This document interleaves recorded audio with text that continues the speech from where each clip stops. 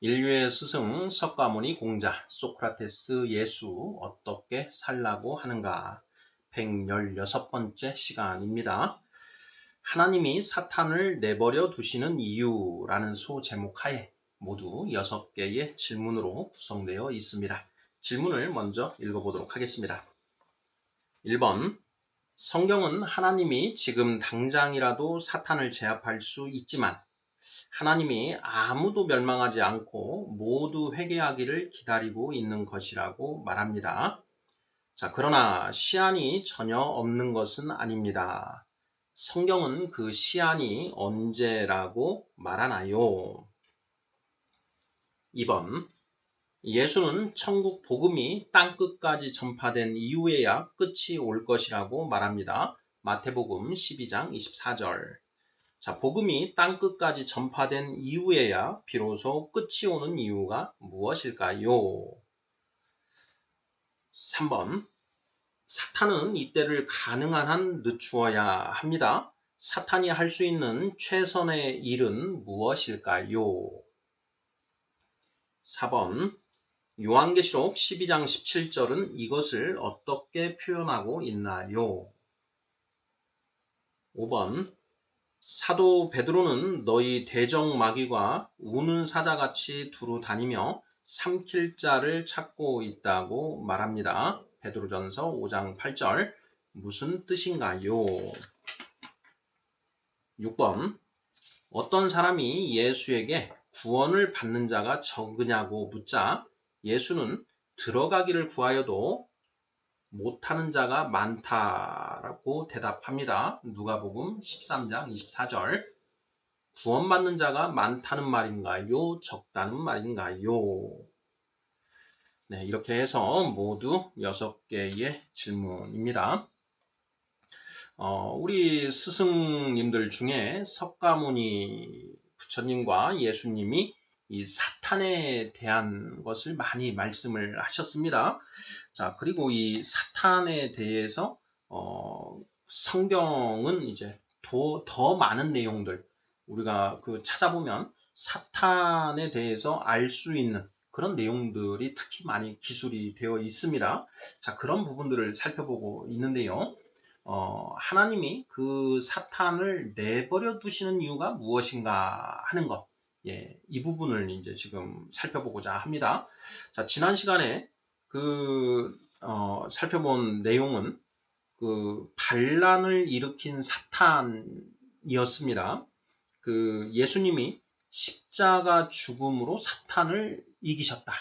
자, 그래서 사탄이 가지고 있는 이 세상의 통치권을 예수님이 넘겨받으셨는데 사탄은 그 통치권을 예수님에게 넘겨주기를 거부하고 하늘에서 반란 전쟁을 일으켰고 그 전쟁에서 패하여 하늘에서 쫓겨나서 지금 이제 이 땅으로 내려와 있는 그런 상태라고 했습니다. 또한 땅으로 내려와서 그 사탄이 예수님에게 통치권을 넘겨주지 않기 위해서 어떻게든 이제 발악을 하고 있는 상태다. 곧 레지스탕스 활동을 하고 있는 그런 상태다라는 것 우리가 살펴봤고요. 그런데 하나님이 사탄을 바로 제압하시지 않으시고 예수님에게 너는 내 우편에 앉아 있으라. 내가 너의 대적 마귀를 너의 발등상이 되게 할 때까지 너는 내 옆에 앉아 있으라. 이렇게 이제 말씀하신 내용까지 우리가 성경에서 살펴보았습니다. 자, 도대체 하나님이 그렇게 하시는 이유가 무엇인가 하는 이제 이유를 간략하게 이제 마무리 쪽에서 살펴보았었지요. 자, 그때 우리가 이제 살펴본 내용은 바로 이것이었습니다. 베드로후서 3장 8절 9절 말씀이었는데요.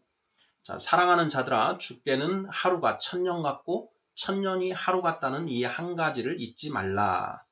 주의 약속은 어떤 이들이 더디다고 생각하는 것 같이 더딘 것이 아니라 오직 주께서는 너희를 대하여 오래 참으사 아무도 멸망하지 아니하고 다 회개하기에 이르기를 원하시느니라. 네, 바로 이 이유 때문에 사탄을 내버려 두고 계신다. 바로 제압하지 않으시고 내버려 두시는 것이다 라는 것을 우리가 살펴보았습니다. 자, 오늘은 거기에서 이제 조금 더 나아가서 더 살펴보고자 하는 것이죠. 자, 1번부터 답을 찾아가 보도록 하겠습니다. 자, 성경은 하나님이 지금 당장이라도 사탄을 제압할 수 있지만 하나님이 아무도 멸망하지 않고 모두 회개하기를 기다리고 있는 것이라고 말합니다. 자, 베드로 후서 3장 9절 말씀이었죠.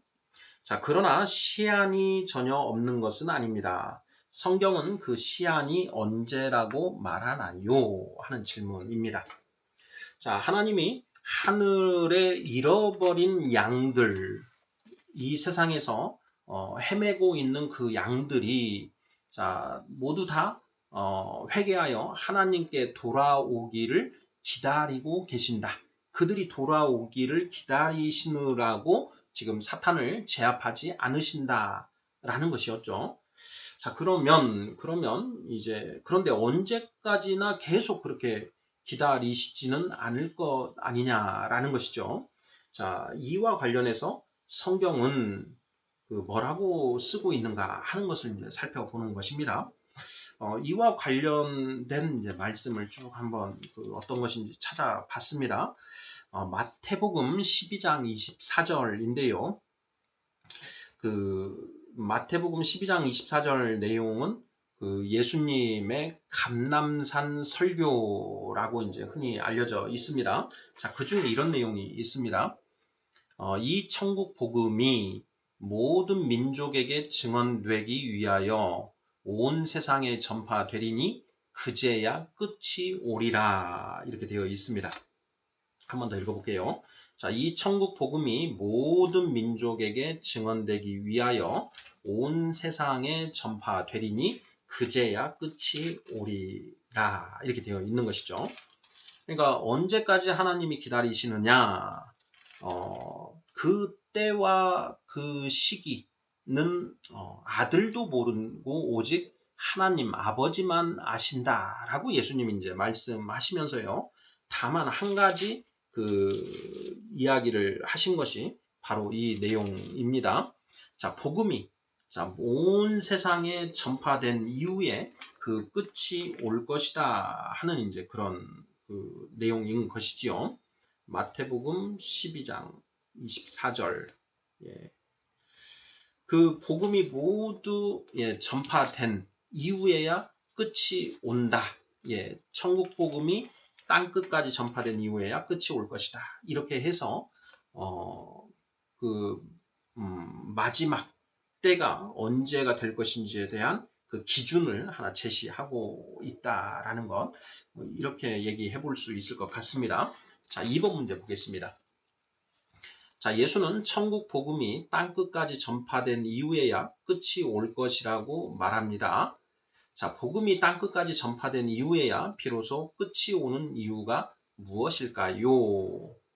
예, 복음이 땅 끝까지 전파된 이후에야 비로소 끝이 오는 이유가 무엇인가?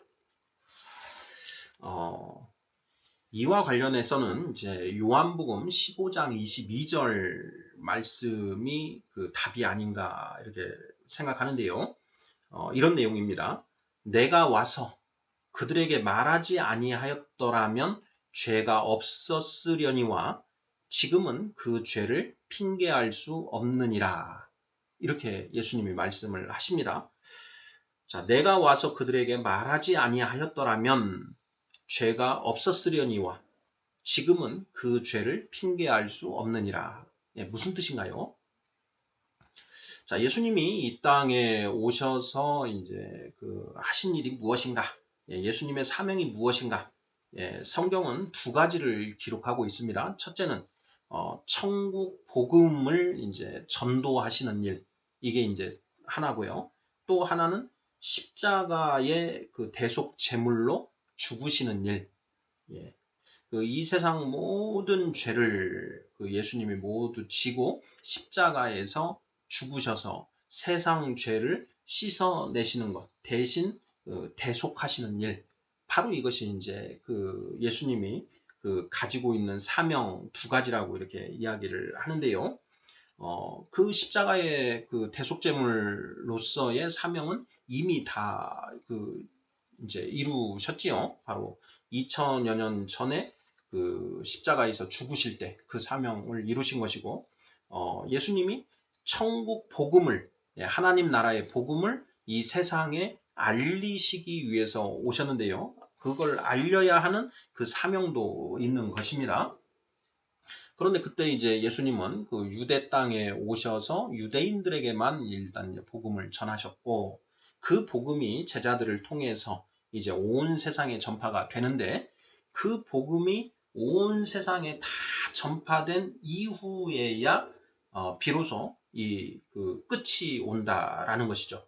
그 하나님이 사탄을 이제 그 완전히 제압을 하시고 이제 심판하시는 일이, 최후의 심판이 이루어지게 된다라는 것입니다. 자, 복음이 땅끝까지 전파된 이후에야 그렇게 끝이 오는 이유가 무엇인가 하는 것이 또한 우리가 이제 의문을 가질 수 있는 부분인데요. 자, 성경은 그것에 대해서 이렇게 기록하고 있다라는 것입니다. 내가 와서, 자, 예수님이 오셔서 그들에게, 세상 사람들에게 그 천국 복음을 말하지 아니하였다면 그들이 죄가 없겠지만 지금은 그 죄를 핑계할 수 없다. 내가 와서 이제는 그 복음이 무엇인지를 다 이야기했기 때문에 이제는 그들이 그 자신들의 그 지옥 심판을 핑계할 수 없다. 이런 의미인 것이지요. 세상 이 끝까지, 땅 끝까지 복음이 전파된 이후에 그래야만 이 세상 모든 사람들이 그 복음을 접할 기회가 제공된다라는 것입니다. 자, 그 이후에야 비로소 끝이 온다라는 것입니다. 지금 이제 이와 관련해서 제가 찾아본 것은 그러면 이 천국 복음이, 그 복음이 땅 끝까지 전파되는 것이 언제쯤일까 하는 걸 이제 궁금하죠. 그래서 그걸 찾아봤습니다. 그랬더니 이제 그 기독교 그 세계 복음 전도 이런 협의회가 있는데, 그러한 그 협의체에서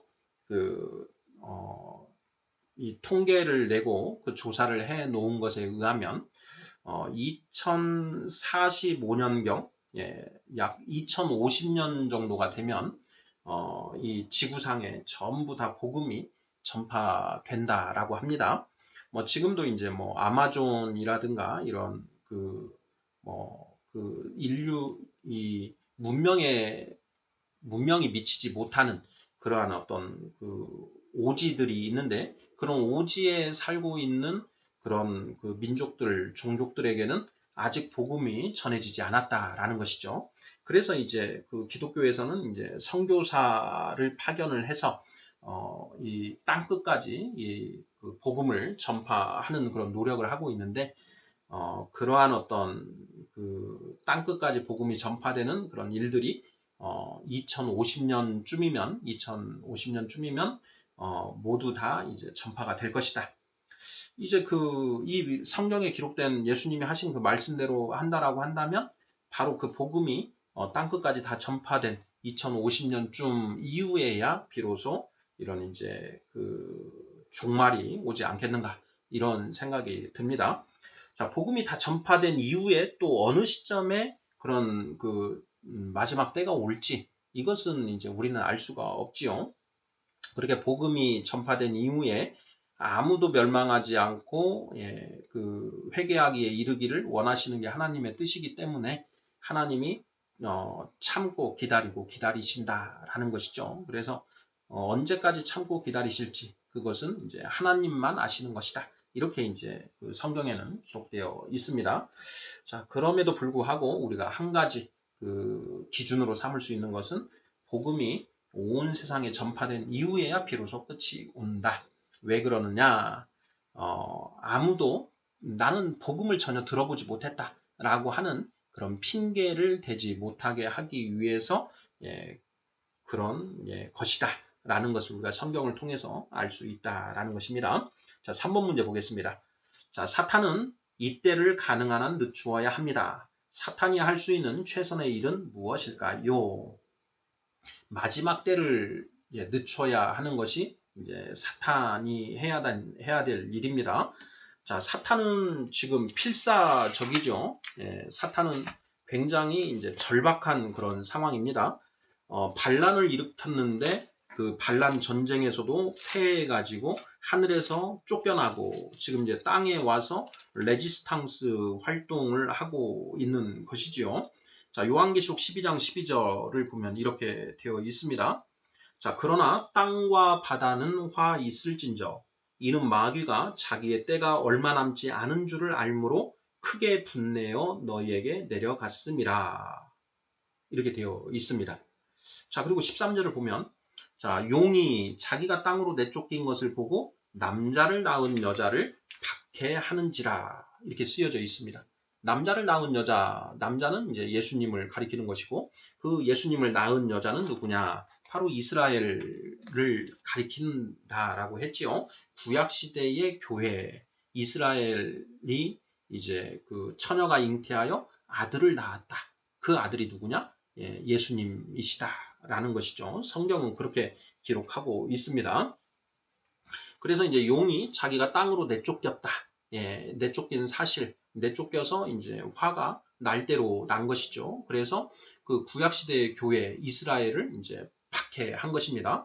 그래서 AD 67년에 로마가 이제 이스라엘을 이제 침공하여서 완전히 그 멸망시켜 버리지요. 그래서 그 유대인들이 그 디아스포라에서 온 세상으로 이제 흩어져서 살게 되지요. 자, 그러다가 이제 그 1948년에 이스라엘이 이제 지금 재건된 것이죠. 건국이 이루어졌습니다. 자, 사탄은 이때를 가능한 한 늦추어야 합니다. 사탄이 할 수 있는 최선의 일은 무엇일까요? 그 4번 문제를 보면 요한계시록 12장 17절은 이것을 어떻게 표현하고 있나요? 이렇게 되어 있는데요. 맥락이 이어집니다. 그 사탄이 남자를 낳은 여자, 그 구약시대의 그 교회를 이제 그 박해를 하고 또한 나아가서 예수 그리스도를 믿고 그 세례를 받은 그런 이제 크리스찬들을 박해를 해서 예수님의 나라인 그 신약시대의 교회가 커지지 않게끔 확대되지 않도록 계속 이제 그 사탄은 절박한 심정으로 그렇게 나아가고 있다라는 것입니다. 자, 그것을 보면 이제 이렇게 쓰여 있죠. 요한계시록 12장 17절입니다. 용이 여자에게 분노하여 돌아가서 그 여자의 남은 자손, 곧 하나님의 계명을 지키며 예수의 증거를 가진 자들과 더불어 싸우려고 바다 모래 위에 서 있더라. 이렇게 쓰여 있는 것이죠. 여자의 남은 자손, 그 여자는 이제 구약시대의 교회인데 그의 남은 자손은 무엇이냐? 이제 신약시대의 교회가 되는 것이죠. 자, 하나님의 계명을 지키면서 예수의 증거를 가진 자들, 이들을 이제 사탄이 핍박하는 것이죠. 그래서 그 예수님의 몸된 교회가 커지는 것을 필사적으로 막고 있다라는 것이죠.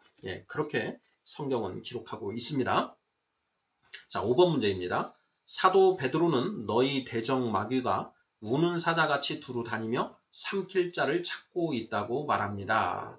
자, 무슨 뜻인가요? 자, 베드로전서 5장 8절 예수님의 그 제자들 중에 흔히 수제자라고 알려져 있는 그 베드로 사도가 그 남긴 편지인데요.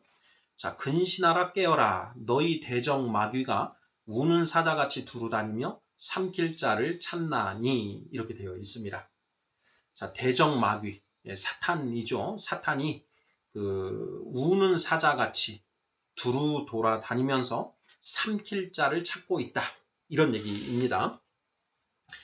도대체 이게 무슨 뜻인가 하는 그런 질문입니다. 이와 관련해서 이제 창세기 3장 14절 말씀을 좀 한번 새겨볼 필요가 있는 것 같은데요. 읽어보겠습니다. 자, 여호와 하나님이 뱀에게 이르시되 네가 이렇게 하였으니 네가 모든 가축과 들의 모든 짐승보다 더욱 저주를 받아 배로 다니고 살아있는 동안 흙을 먹을지니라 이렇게 되어 있습니다. 창세기 3장 14절 말씀인데요. 창세기 3장은 이제 그 사탄이 그 하와를 미혹하여서 선악을 알게 하는 나무의 열매를 먹게 하고 또한 그 하와가 또 아담에게도 그 열매를 먹게 해서 그 죄를 하나님께 이제 죄를 짓는 그런 장면이지요. 그 죄를 짓게 되고 하나님은 그렇게 죄를 지은 그 뱀과 그리고 아담과 하와에게 벌을 내리십니다. 자, 그 벌을 내리시는데 그 뱀에게 내려진 벌이 무엇인가? 자, 이것입니다. 자, 여호와 하나님이 뱀에게 이르시되 네가 이렇게 하였으니 네가 모든 가축과 들의 모든 짐승보다 더욱 저주를 받아 배로 다니고 살아있는 동안 흙을 먹을 것이다. 이렇게 되어 있습니다. 여기 보면 이제 살아있는 동안 흙을 먹는다. 이런 부분이 나오는데요. 도대체 이게 무슨 뜻인가? 예, 이것도 이제 해석이 필요합니다. 뱀이 흙을 먹고 살지는 않지 않습니까? 그러니까 흙이 무엇을 의미하는지를 살펴볼 필요가 있는데요. 이 같은 성경에 나오는 내용은 성경 말씀을 기준으로 이제 그 해석을 해야 됩니다. 우리가 이제 경전 해석을 할 때, 다른 어떤 그 무엇보다도 같은 경전에 나오는 그 내용을 가지고 이제 풀어가는 게 이제 정답이 되는 것인데요. 창세기 2장 7절을 보면 이렇게 되어 있습니다.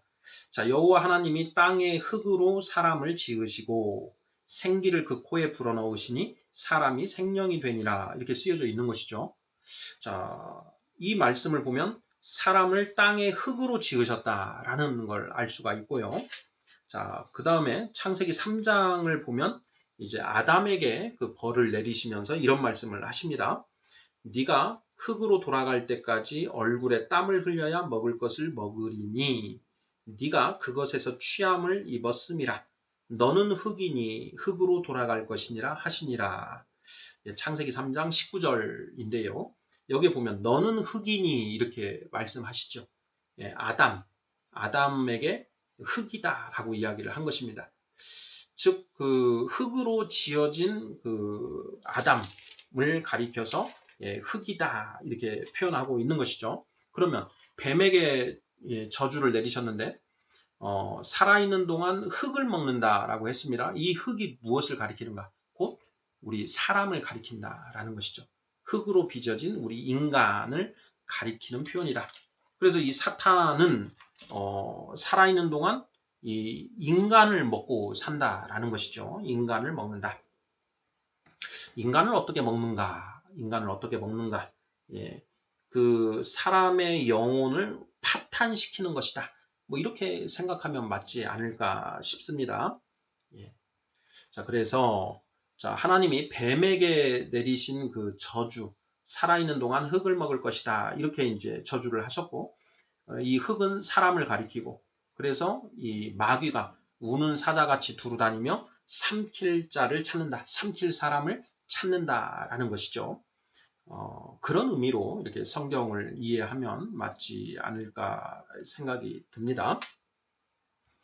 자, 사도 베드로는 너희 대적 마귀가 우는 사자같이 두루다니며 삼킬 자를 찾고 있다고 말합니다. 무슨 뜻인가요? 자, 사탄이 이제 그 예수 믿은 사람들을 어떻게든 실족시키기 위해서 호시탐탐 노리고 있다라는 그런 표현이라는 것이죠.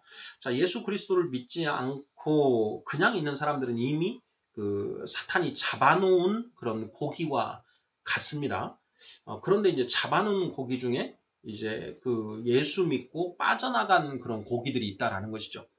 그래서 그 잡아놓은 고기들보다 도망간 고기를 그 잡아오기 위해서 사탄이 호시탐탐 노리고 있다. 이런 의미로 이해를 하면 거의 맞지 않을까 싶습니다. 자, 마지막 6번 문제입니다. 자, 어떤 사람이 예수에게 구원을 받는 자가 적으냐고 묻자 예수는 들어가기를 구하여도 못하는 자가 많다고 대답합니다. 누가복음 13장 24절. 자, 구원받는 자가 많다는 말인가요? 적다는 말인가요? 하는 질문입니다. 자, 누가복음 13장 23절과 24절을 한번 읽어보겠습니다. 자, 어떤 사람이 여짜오되 주여 구원을 받는 자가 적으니까 그들에게 이르시되 좁은 문으로 들어가기를 힘쓰라. 내가 너희에게 이르노니 들어가기를 구하여도 못하는 자가 많으리라. 이렇게 그 말씀을 하십니다. 어떤 사람이 와서 예수님에게 물어본 것이죠. 선생님, 구원 받는 사람이 그 숫자가 많습니까? 적습니까? 자, 이렇게 물어본 것이죠. 자, 그랬더니 이제 예수님이 그 대답을 하십니다. 그 이제 구원을 받는 자가 많다, 적다. 이렇게 대답을 하시면 좋은데, 우리가 성경을 읽어보면, 우리 스승님들, 예수님은 그렇게 속 시원하게 다 이렇게 말씀을 안 하시고, 한번 이렇게 꼬아서 말씀을 하십니다. 자, 이렇게 말씀하시죠. 좁은 문으로 들어가기를 힘쓰라. 내가 너희에게 이르노니 들어가기를 구하여도 못하는 자가 많으리라. 이렇게 말씀하십니다. 자, 이게 구원을 받는 자가 많다는 말인가요? 적다는 말인가요? 잘 따져봐야 되겠죠. 자, 좁은 문으로 들어가기를 힘쓰라. 내가 너희에게 이르노니 들어가기를 구하여도 천국 문에 구원 문에 들어가기를 구하여도 들어가지 못하는 자가 많으리라. 이렇게 말씀을 하시는 것이죠.